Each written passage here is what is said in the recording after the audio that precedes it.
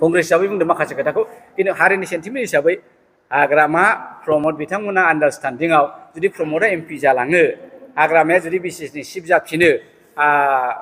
बड'लेण्डनि मोनसे जे सिगांनि कनसेप्ट बे सलिडिफाइ बे गोरासिन जागोन अबसे बे गाज्रि जाया आरो बर' दैदेनगिरिफ्रा नोङो इमसन जानानै लाब गैया लेभेल दिन्थिनानै लाब गैया नों जिखौबो मावनो हाखायाखिसैब्ला रन्जन आब्लाखौ नों बख'नो हायाखिसैब्ला दिनैहाय बिटिसिनि 6 सिडुल एन्टिखौ नों लाखिनो हायाखिसैबा दिनै नोंलाय मानि बर' लिडार हु आर इउ नों सोर मानो लिडार बुंदों नोंलाय हारिनि थाखाय नों मावनो हायाखिसैबा मोनखानायखौ नों सख'बाय थाबायबा नोंखौ जों बोरै होनगोन बर'नि दैदेनगिरि होननानैलाय इउ आर नट दा बेफोर आरो गोबां खोथा दा बेफोर लाजिथावथावसो आखायनो जायफ्रा गावसोरखौ एखे बिखा फोरदान माबा हारिनि माबा नामाकरन लानानै आवगाय बेफोरो जिरायनांगौ you sit down gentlemen you have done nothing you sit down, you take rest. If you are not able to execute the system of Bodo people, then you take rest. There are many Bodo young men and women, they are coming up with lots of intelligence, with lots of knowledge, with lots of historical fact. Let them go ahead, let them move on behalf of you. The bitamna retired lananggo arma. Retired lananggo buha lazia pangje jibaनो जाला लर गलथ जाजोबबाय गाव नङाबानो जाया आं नङाबानो जाया बेबायदि नङा हिस्टरिया ट्रेनजिशनजों खारफानांगोन 10 बोसोर 12 बोसोर नोङो सिखोना जोलाव थाबाय थाया दैमालुआ थाबाय थाया बिथांमोननि उनाव दिनै डेम'क्रेसि फैबाय गणतन्त्र रायजो राजा जोंनि उन्दै देरफुनाय गथ'फोरखौ लाइमोनफोरनो जों सान्स होनांगोन बिसोरखौ आवगायनो बोलो होनांगोन मटिभेसन होनांगोन जोङो राजा बानायग्राबो जानांगोन वी शुड बी किं मेकार सामटाइम नट अलवेज किं दा बेनो भुला जोंनि दैदेनगिरिफ्रा दा बेखायनो आङो डुवार्सनि कनसेप्टआव गाज्रि मोनाखै दा बिदि आरो कमप्लिटलि बिथांनि आन्दोलननि कनसेप्टआनो गैखाला लेथेर फेथेर गलाय मलाय जाजोब्बाय मा खालामगोन बिथाङा सौग्राव सौसि जेखौ सौग्रावो गन्थङाव नाङो बे खायसे हाफाजात बिमाफ्रा आलासि दुमसि मिन्थिया जि लामलाबायो बाहायनो मुजाखौ लामगोन बाहायनो आन्डारवेरखौ लामगोन बाहायनो माखौबा लामफ्लांगोन जेब्ला गन्थङाव सौग्राव अब्ला बोखारगोन बेबायदिसो जाबाय दा हाफाजात खुनु प्लान पलिसि बर'नि डायग्रामजों खाराखिसै मानोलाय बेखौलाय जोंलाय माथो गोसोखांबावनो बाद हो गोदान लिडार सायख' मोजां जादों आरो बे ओरैबायदिबो मोनदों आङो दिनैहाय एनडिएफबिआ जिरायबायब्ला एनडिएफबिआ दिनै जसोबायब्ला एबसुआबो दिनै नांथ'ला होनबायब्ला बे समावहाय डुवार्स लेन्ड होननानै बियोब्ला मोजां जागोन बायदि आंबो सानदों खारन ओरैबायदि मोनसे जाथि बर' हारसिङै बड'लेण्ड नांगौ होनोब्ला गासिबो गुबुन जाथिफ्रा गाज्रि मोनजोबो बिटिआर माथो दङ बिटिसिआव बिस्रा हाग्रामाया बिएलटिआ खस्थ' खालामनानै 6 सिडुलनि दारै जिबायदि सक्तिशालि गोहोगोरा मोनसे बिटिसि एकर्ड खालामदोंमोन दिनै बिटिआर खालामनानै बेबो लुसो जाबाय थाखानाय डिपार्टमेन्टआनो सेना लांजाबाय नायबाय जे दिनैनि दिनाव ओरैबायदि माने बिथा गैयैसो जालांबाय खोनादों आङो प्रमद बर'आ एमपि जासिगोन जाहैबाय बोरैबा साननायखौ आं खोनानाया नंगौब्ला आरो हाग्रामाया बिटिसिआव फैसिगोन अब्ला बिथांमोना दिनै बिजेपिजों खाजाखानाय बिजेपिनि लहानि जिनज्रि नागपुराव बानायनाय बे लहानि जिनज्रिजों हाग्रामा बिथाङाबो खाजाखानाय प्रमदआबो खाजाखानाय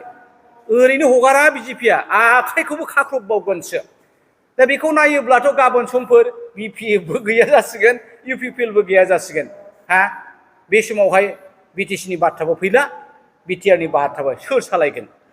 बिजेपिआ सालायगोन नामा बेखौहाय बिजेपिनि खनसेबा आलदा दा बेखायनो आङो सानदों डुवार्सआ फैनानै टेकआप खालामोब्ला बे ग्रेटारबो जाहैबाय गुवारसिनबो जाहैबाय दा बे हिसाबै डुवार्सनि कनसेप्टखौसो दिनैनि दिनाव माथो साबसिन नुबाय गमामायैनो नंगौ आङो एपिसिसिनि कंग्रेसनिसो दैदेनगिरि आंहा बिथांमोनजों जेबो लेना देना गैया खिन्थु बिथांमोनहा बर' फिसाखाय आरो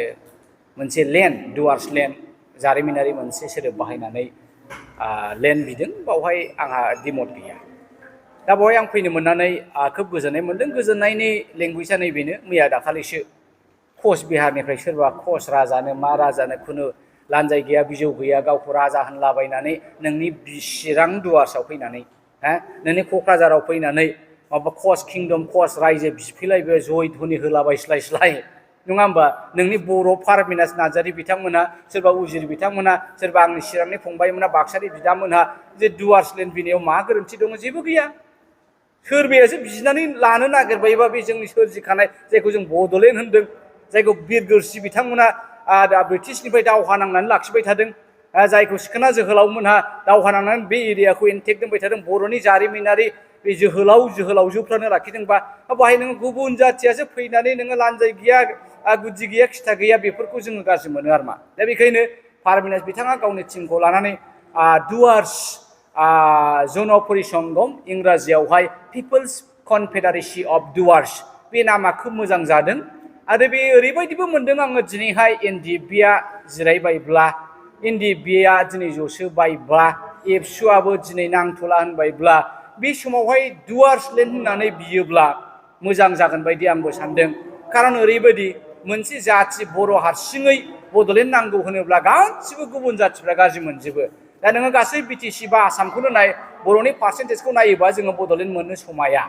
दा बे खेथ्रआव नोङो बे डुवार्स एरिया नामाखर'नाव जुदि गासैबो बर'जों लोगोसे राभा गार' गुबुन गुबुन जातिफ्रा जुदि थाफानानै बेखौ बियोबा सम्भब बायदिबो मोनदां जागोन बायदिबो मोनदां दा बेखायनो बिथांमोननि कनसेप्टआ गाज्रि नङा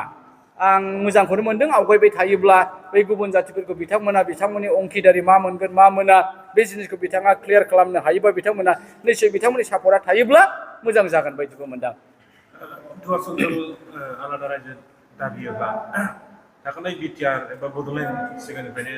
बड'लेण्ड दाबि खालामबोनाया बे मा जागोन बिटिआर माथो दङ बिटिसिआव बिस्रा हाग्रामाया बिएलटिआ खस्थ' खालामनानै सिक्स सिडुलनि दारै जिबायदि सक्तिशालि गोहोगोरा मोनसे बिटिसि एकर्ड खालामदोंमोन दिनै बिटिआर खालामनानै बेबो लुसो जाबाय थाखानाय डिपार्टमेन्टआनो सेना लांजाबाय नायबाय जे दिनैनि दिनाव ओरैबायदि माने बिथा गैयैसो जालांबाय खोनादों आङो प्रमद बर'आ एमपि जासिगोन जाहैबाय बोरैबा बोरैबि साननायखौ आं खोनानाया नंगौब्ला आरो हाग्रामाया बिटिसिआव फैसिगोन अब्ला बिथांमोना दिनै बिजेपिजों खाजाखानाय बिजेपिनि लहानि जिनज्रि नागपुराव बानायनाय बे लहानि जिनज्रिजों हाग्रामा बिथाङाबो खाजाखानाय प्रमदआबो खाजाखानाय ओरैनो हगारा बिजेपिआ आखाइखौबो खाख्रबबावगोनसो दा बेखौ नायोब्लाथ' गाबोन समफोर बिपिएफबो गैया जासिगोन इउपिपिएलबो गैया जासिगोन बे समावहाय बिटिसिनि बाथ्राबो फैला बिटिआरनि बाथ्राबो सोर सालायगोन बिजेपिआ सालायगोन नामा बेखौहाय बिजेपिनि खनसेबा आलदा दा बेखायनो आङो सानदों डुवार्सआ फैनानै टेकआप खालामोब्ला बे ग्रेटारबो जाहैबाय गुवारसिनबो जाहैबाय दा बे हिसाबै डुवार्सनि कनसेप्टखौसो दिनैनि दिनाव माथो साबसिन नुबाय नोंथाङा माबायदि हेफाजाब खालामगोन कंग्रेसनि जानानै डुवार्स बिग्रा दोलोफोरखौ आंथ' कंग्रेस हिसाबै बिथांमोनजों थाफानोबो हाया आन्दोलन खालामफानोबो हाया তেখেতের হয়ে আমি আন্দোলন করিব নোৱাৰিব তেখেতের লগতো আমি যোগদান দিব নোৱাৰিব আমি পলিটিशिয়াन दा बावहाय ओरैबायदि जागोन आरो आन्दोलनखारि बिलाके बा आन्दोलन खालामग्रा बिथांमोना गाव हारसिङै माबा मोनसे सोरजिफिननो हायो नामा पलिटिकेल उइल पलिटिकेल डिप्ल'मेसि गैयाबा दा बे हिसाबै कंग्रेसआ जुदि गभर्नमेन्टआव फैयोब्ला गमामायैनो कंग्रेसे जुदि सरकाराव আহে ডুৱার্স ডিমান্ড যদি আগবাঢ়ি থাকে আমি এটা লাইনত কংগ্ৰেছৰ হৈ পেলাই ৰাহুল গান্ধী ডাঙৰীয়াৰ লগত কথা পাতিব পাৰিব সোনিয়া গান্ধী বাইদেউৰ লগত কথা পাতিব পাৰিব মাল্লিকাৰ্জুন খাৰ্গে ডাঙৰীয়াৰ লগত আমি কথা পাতিব পাৰিব আমি এপিচিচিৰ বৰ্তমান যে প্ৰেসিডেন্ট ভৱিষ্যতৰ সিএম ভূপেন কুমাৰ বৰা ডাঙৰীয়াৰ লগত আমি কথা পাতিব পাৰিব এই হিচাপে নিশ্চয় এদিন এই গৰ্জন মুছাহাৰীও ডুৱাৰ্সৰ কাৰণে সহায় হ'ব যেন মই লাগিছে बियो बेंगलनि तिस्ता दैमा ओमफ्राय बिनिफ्राय एखे ओरैहाय थांगोन बियो सुदियासिम बिनि गेजेरावनो गुबुन गुबुन हारिफोरनिफ्राय आलादा माखासे माबाफोर रायजो बियो बेफोरो मा जागोन ना दिनै नों नायदो नोङो आसामखौथ' बामोनफ्रासो सालायदों नालाय बामोनफ्रा नोङो मरान मथाक सुथिया आहम आलदा आलदा खालामजोबखाबाय जेरखम बर'खौ खालामबाय राभाखौ थख' खालामबाय जोबनायाव आसामाबो मोनसे रोखोमनि कनफेडारेसि जाखागोन रावनिबो दादागिरिया सोलिनाय नंला दा बे सिस्टेमजोंसो लांखादों दा बेखौ नायोबा सबसे साबसिन जथाय कनसेप्ट गोनां इउनाइटेड कनसेप्ट गोनां बर'आबो खालामनो हायाखै सोरबायाबो खालामनो हायाखै नै डुवार्स कनफेडारेसियासो खालामनो थांगासिनो दं दा बेखौ नायोबा बिथांमोना साबसिन भबिष्यतनि एंगोल आखायनि history repeat itself if you make mistake जायखौ जोङो नाङा होनदोंमोन दिनै बेहायनो फैफिननांबाय बर' दैदेनगिरिफ्रा नोङो इमोसन जानानै लाब गैया लेबेल दिन्थिनानै लाब गैया नों जिखौबो मावनो हाखायाखिसैब्ला रन्जन आब्लाखौ नों बख'नो हायाखिसैब्ला दिनैहाय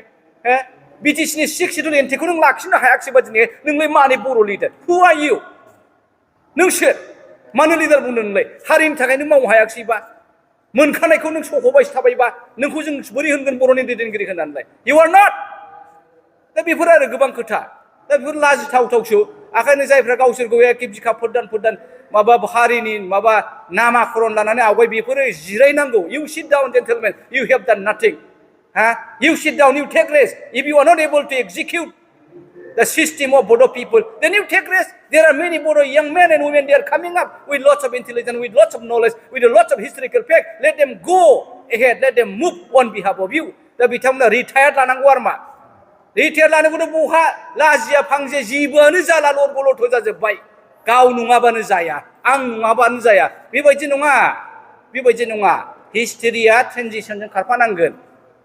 10 बोसोर 12 बोसोर नोङो सिखोना जोहोलाव थाबाय थाया दैमालुआ थाबाय थाया बिथांमोननि उनाव दिनै डेम'क्रेसि फैबाय गणतन्त्र रायजो राजा जोंनि उन्दै देरफुनाय गथ'फोरखौ लाइमोनफोरनो जों सान्स होनांगोन बिसोरखौ आवगायनो बोलो होनांगोन मटिभेसन होनांगोन जोङो राजा बानायग्राबो जानांगोन we should be king maker sometime not always king दा बेनो भुला जोंनि दैदेनगिरिफ्रा दा बेखायनो आङो दुवार्सनि कनसेप्टआव गाज्रि मोनाखै प्रमद बर'आ जुदि एमपि जाहैमारोबा बिटिआरआ मा खहा जागोन दा बिटिआर कमप्लिटलि बिथांनि आन्दोलननि कनसेप्टआनो गैखाला लेथेर फेथेर गलाय मलाय जाजोब्बाय मा खालामगोन बिथाङा सौग्राव सौसि जेखौ सौग्रावो गन्थङाव नाङो बे खायसे हाफाजात बिमाफ्रा आलासि दुमसि मोनसे जि लामलाबायो बाहायनो मुजाखौ लामगोन बाहायनो आन्डारवेरखौ लामगोन बाहायनो माखौबा लामफ्लांगोन जेब्ला गन्थङाव सौग्राव अब्ला बोखारगोन बेबायदिसो जाबाय दा हाफाजात खुनु प्लान पलिसि बर'नि डायग्रामजों खाराखसै मानोलाय बेखौलाय जोंलाय माथो गोसोखांबावनो बाद हो गोदान लिडार सायख' खोथोम आंथ' आवगोल होनखादों हाग्रामाखौबो होनदों आङो बिथांमोनहा 5 बोसोर थाम थानाय समावनो जे नोंथांमोनहा आदा इउजिखौ सोसननानै लादो प्रमदखौ सोसननानै लादो I have told them again before they crumble बिथांमोना गोग्लैनि सिगांनो जे नोङो एबसुनि माखासे मानसिफोरखौ इम्पर्टेन्ट मानसिखौ सोनानै लाफायोबा बिपिएफनि लनजिभिटिया थाबावगोन नाङा सोरनोबा नांथ्रा एबसुनि लाइनखौ नांथ्रा नै दिनै गावबो गोग्लैबाय दा एखे प्रमद बर'आबो नाङा 17 বছর থেকে থাকলে বিজেপি লগত মিলিজুলি খাইছিল আজি আমি খাবহি ধৰিছে ইয়াত কিহৰ বাধা একে সেন্টিমেন্টাनो बे जिनिसा सब समय एखे लेभेलजों नायजाया दा बेखायनो अबसे आं गाज्रि मोनाखै कंग्रेस हिसाबै बुंदों माखासे खोथाखौ किन्तु हारिनि सेन्टिमेन्ट हिसाबै हाग्रामा प्रमद बिथांमोना आन्डारस्टेन्डिंआव जुदि प्रमदा एमपि जालाङो हाग्रामाया जुदि बिसिएसनि चिफ जाफिनो बड'लेण्डनि मोनसे जे सिगांनि कनसेप्ट बे सलिडिफाइ बे गोरासिन जागोन अबसे बे गाज्रि जाया आरो दा किन्तु बाथ्राया जाहैबाय where is your regional party BPF थागोन नै पिपिएल थागोन बे कमप्रमाइसआ जिबनावबो जाया दा बेखायनो बेयो मोनसे रोखोमनि टेरिबल आनहलि alliance which will not be materialized well that's why I have an apprehension BJP जाजोबनाय नङाथ' बिपिएफआबो BJP जाजोबनाय नङाथ' पिपिएलआबो दा बेबायदिसो थांबाय थादों आरो मा दुखुनांथाव